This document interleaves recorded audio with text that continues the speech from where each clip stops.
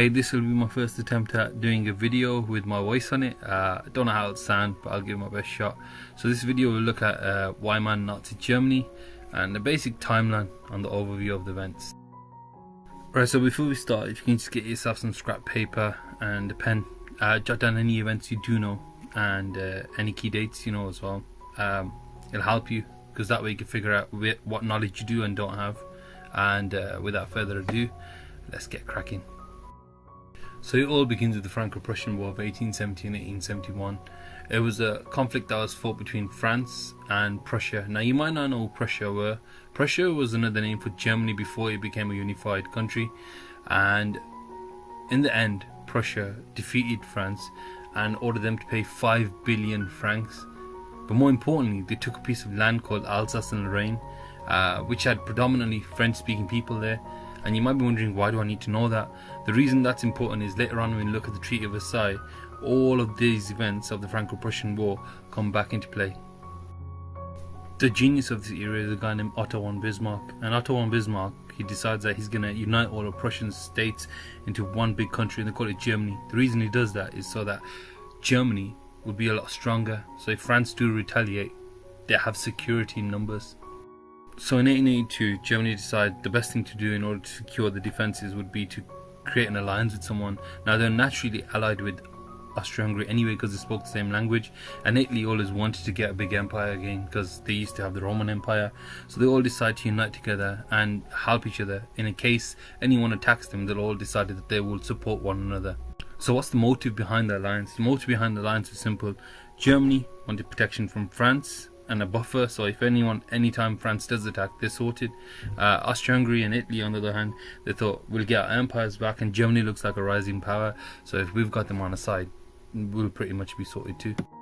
So when the Triple Alliance was formed, it had a knock-on effect. The Triple Alliance meant that France and Russia were really scared. Britain at the time was in this thing called splendid isolation, so you don't want to bother anyone anyway, because they thought it was too strong, which it was. So France and Russia decide the best thing they can do is sign their own alliance, and in 1894 they signed the Franco-Russian alliance. That means that if anyone attacked France or Russia, they'd support each other. It was an actual alliance. The other part of the Triple Entente was the signing of the Entente Cordiale, which takes place in 1904, and that was an agreement between France and Britain not to get involved in each other's imperial problems or business. In this regard, it was Morocco and Egypt, so they both decided we won't bother each other. But for Germany, they thought it was an actual alliance, but it wasn't. It was an actual agreement to say stay out of each other's business. They had no intention of helping each other. So the final piece of the puzzle is Britain and Russia. Britain and Russia make an alliance in 1907 as a direct result of the Kaiser, who's the king of Germany basically, or emperor if you want to call him that, and he starts the Moroccan crisis. He also starts building up his navy, and Britain, Russia and France are all threatened. So as a result, they make the Anglo-Russian agreement, and that cements the Triple Entente.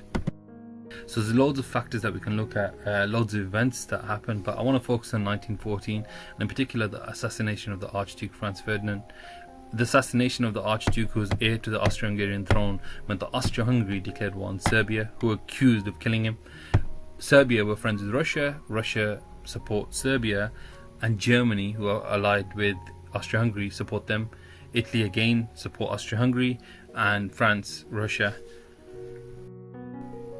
The other big factor is Britain. Britain get involved in the war because of Germany's invasion of Belgium. When Germany invaded Belgium, they triggered the Treaty of London, where Britain promised to protect Belgium, and as a result, Britain entered the war, and World War I begins.